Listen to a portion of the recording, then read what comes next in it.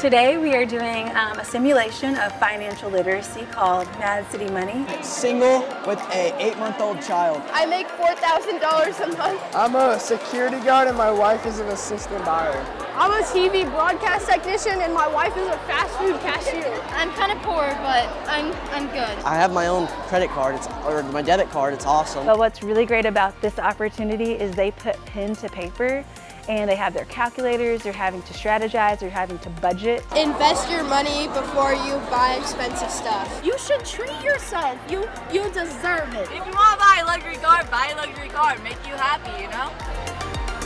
Yeah. They're gonna be like sale, and then you're gonna be like, but it's on sale. House is either gonna be next or it's gonna be my last thing because I can just live in my minivan.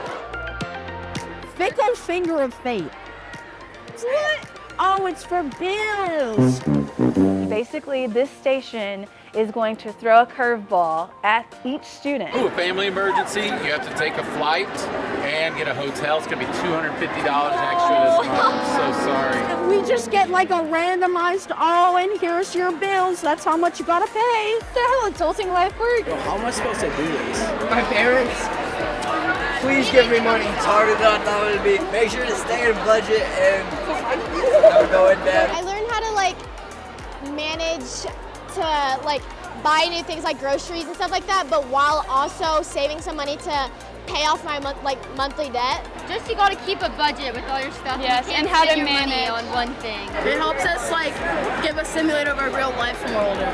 In college, that would really help because in college I'm not gonna have a lot of money. So this kind of teaches you a lesson. I can see how it's a little bit hard being a parent and everything. We are Walsh, and this is the Classroom Closeup. Where are we going next? Maybe the mall. The mall?